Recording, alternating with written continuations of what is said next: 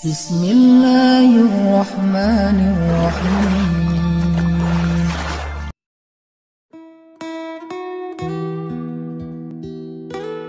A'udzu billahi minasy syaithanir rajim. Bismillahirrahmanirrahim. Innallaha wa malaikatahu yusholluna 'alan nabi. Ya ayyuhalladzina amanu shallu 'alaihi wa sallimu taslima. Bismillahirrahmanirrahim. Assalamualaikum warahmatullahi wabarakatuh. Nabi adalah orang yang paling berjasa dalam kehidupan kita, teman-teman. Lebih daripada jasa seorang ibu kepada anaknya, lebih daripada jasa seorang ayah kepada putra-putrinya, lebih daripada jasa seorang suami yang mencari nafkah siang dan malam kepada istrinya, lebih daripada jasa seorang istri yang setia untuk memenuhi semua kebutuhan suaminya, lebih daripada jasa seorang guru kepada muridnya walaupun guru itu tidak menuntut balasan apa-apa. Lebih dari siapapun dalam kehidupan kita, orang yang paling berjasa bagi seorang muslim, bagi seorang mukmin adalah Rasulullah SAW. Kenapa? Seandainya seorang ibu pernah melahirkan kita dengan segala macam pengorbanan beliau, Nabi pernah berkorban untuk kita sehingga kita menjadi seorang muslim, sehingga kita mengenal akidah, kita mengenal kebenaran, kita mengenal jalan Allah Subhanahu wa taala. Nabi yang memperkenalkan kita kepada Allah. Kalau bukan Nabi SAW, mungkin sekarang kita termasuk orang-orang yang merugi karena kesesatan kita. Kalau ayah kita pernah menafkahi kita siang dan malam mencari rezeki untuk kita, menghidupi kita, Nabi SAW yang memudahkan urusan kita di dunia dan di akhirat. Orang tua kita di akhirat tidak akan bisa menolong kita. Mereka akan sibuk dengan urusannya masing-masing. Sebagaimana firman Allah, yauma yafirrul mar'u min akhihi wa ummihi wa abihi wa sahibatihi wa banih. Hari ketika seseorang lari dari saudaranya, dari ibunya atau ayahnya, dari pasangannya dan anak-anaknya. Semua orang pada hari itu sibuk sendiri-sendiri.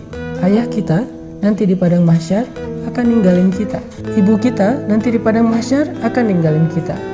Keluarga kita, pasangan yang kita cintai sehidup semati, nanti dia akan meninggalkan kita. Dan itu bukan sesuatu yang tercela, karena memang semua orang akan sibuk dan panik sendiri-sendiri. Termasuk kita juga akan meninggalkan siapapun di antara keluarga besar kita.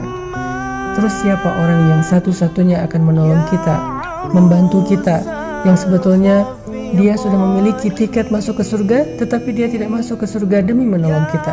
Satu-satunya orang yang akan berdiri di padang mahsyar, mengangkat tangannya ke hadapan Allah, menghadap ke Arsy mengatakan, Ya Rabbi, wahai Tuhanku, ummati, bagaimana keadaan umatku?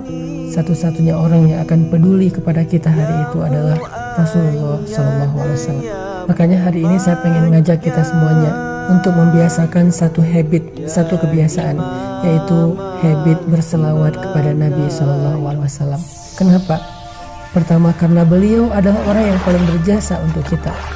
Kedua, hanya dengan berselawat kepada Nabi, kelak di akhirat, kita termasuk orang yang akan mendapatkan syafaat atau pertolongan Nabi. Hari ini saya mau membaca beberapa ayat atau hadis tentang keutamaan salawat kepada Nabi. Mungkin selama ini kita menganggap salawat kepada Nabi itu satu hal yang ringan, bahkan cenderung kita remehkan, kita anggap nggak terlalu penting, sehingga ketika nama Nabi disebutkan, kita nggak otomatis berselawat. Sekarang saya pengen bacain beberapa keutamaan salawat, supaya setelah ini kita jadi tahu salawat itu ternyata keren banget. Salawat itu ternyata agung banget. Salawat itu ternyata ibadah yang ringan, tapi pahalanya gede banget. Orang yang paling rugi adalah orang yang apabila disebutkan nama Nabi, tetapi dia tidak berselawat kepada Nabi. Bahkan Jibril marah dan benci kepada orang seperti itu. Dalam surat Al-Ahzab, Allah Subhanahu wa taala berfirman, sesungguhnya Allah dan malaikat berselawat kepada Nabi. Wahai orang-orang yang beriman, berselawatlah kalian kepadanya dan ucapkanlah salam penghormatan baginya. Apa pelajaran dari ayat ini? Ternyata kata para ulama ada banyak sekali hikmah atau kebaikan yang tersimpan di dalam sholawat. Yang pertama, sholawat kepada Nabi itu adalah perintah Allah Subhanahu wa Ta'ala. Hukumnya wajib. Ya ayyuhalladzina amanu shallu alaihi. Wahai orang-orang yang beriman, berselawatlah kalian kepada Nabi.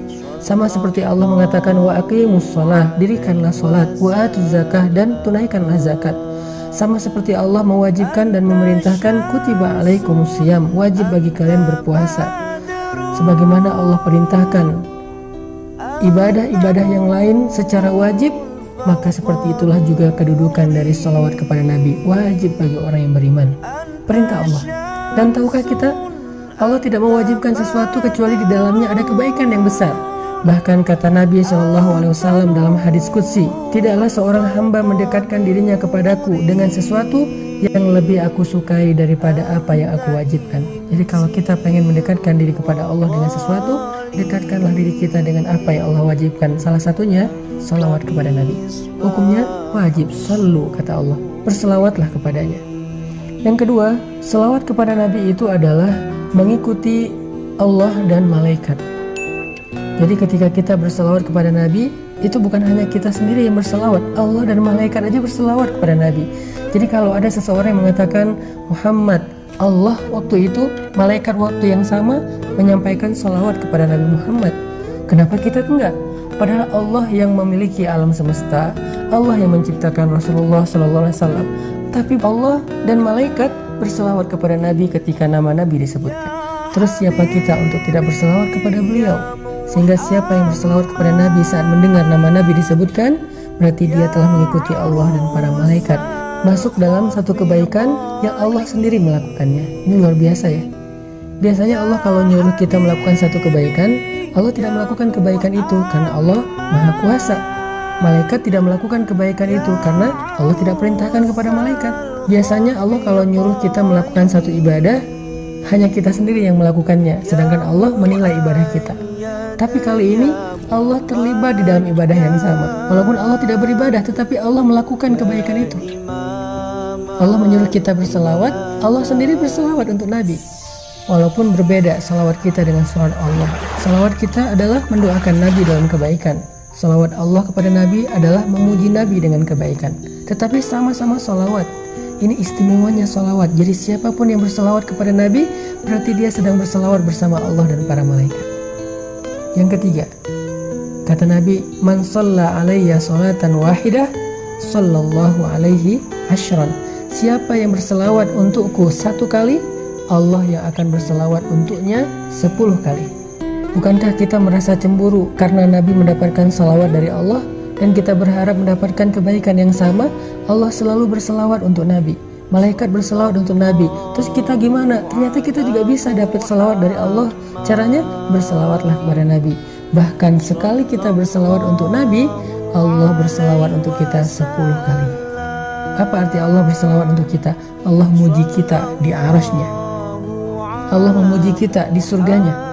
Allah memuji kita di hadapan malaikat-malaikatnya. Sehingga dengan kita rajin berselawat untuk Nabi, kita jadi selebgram di langit, dikenal oleh banyak penduduk langit karena sering dipuji-puji, di-mention sama Allah Subhanahu wa Ta'ala. Yang keempat, Nabi SAW bersabda, man shalla alayya sholatan sallallahu alaihi asyra salawatin wa huttat anhu asyru khatayatin wa rufi'at lahu asyru darajatin. Siapa yang berselawat kepadaku satu kali, maka Allah akan berselawat untuknya 10 kali. Allah memuji dia 10 kali. Lalu dihapuskan darinya 10 kesalahan dan ditinggikan baginya 10 tingkatan.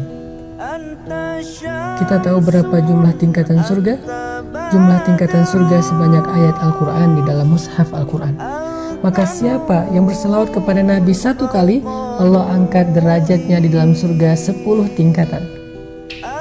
Allah hapuskan baginya 10 kesalahan. Luar biasa salawat ini. Padahal cuma ngomong sallallahu alaihi wasallam. Padahal cuma ngomong Allahumma sholli ala Sayyidina Muhammad. Tetapi ternyata kalimat yang ringan sekali yang kita ucapkan mungkin kurang dari 10 detik, tapi bisa mendapatkan kebaikan yang luar biasa. Yang kelima, Nabi SAW bersabda, kullu du'ain yud'a Allah wa azza wa jalla bih mahjubun 'anis sama' hatta yusalla ala Muhammad. Semua doa yang dipintakan kepada Allah Subhanahu wa taala akan terhijab, akan terhalang dari Allah Subhanahu wa taala sampai dia berselawat kepada Nabi Muhammad sallallahu alaihi wasallam. Jadi kalau kita pengen doa kita nggak ada hijab, nggak ada penghalang, nggak disconnect, nggak di reject, berselawatlah kepada Nabi di awal atau di akhir doa kita. Pokoknya setiap kali kita berdoa, salawat. Insya Allah doa kita gak ada hijab, pasti diijabah oleh Allah Subhanahu wa ta'ala. Dan yang terakhir, tahukah kita ketika kita bersalawat kepada Nabi, ternyata Allah Subhanahu wa ta'ala akan menyampaikan salawat kita kepada beliau, dan beliau akan membalas salawat kita dengan salam yang sama. Mau dapat salam dari Nabi, mau dibalas salam sama Nabi SAW secara personal, berselawatlah kepada beliau.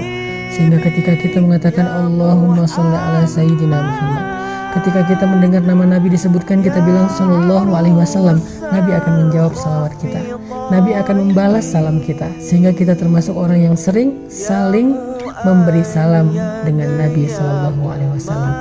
Mudah-mudahan sejak hari ini kita akan dawamkan salawat setiap kali kita mendengar nama Nabi disebutkan, atau kita bersalawat di waktu-waktu kapanpun kita mau, sehingga Allah Subhanahu wa ta'ala berikan kepada kita semua kebaikan yang ada dan terkandung di dalam salawat. Jadi hari ini kita jadi tahu ternyata salawat itu bukan amalan biasa, tetapi termasuk di antara ibadah yang ringan, tapi pahalanya luar biasa di sisi Allah.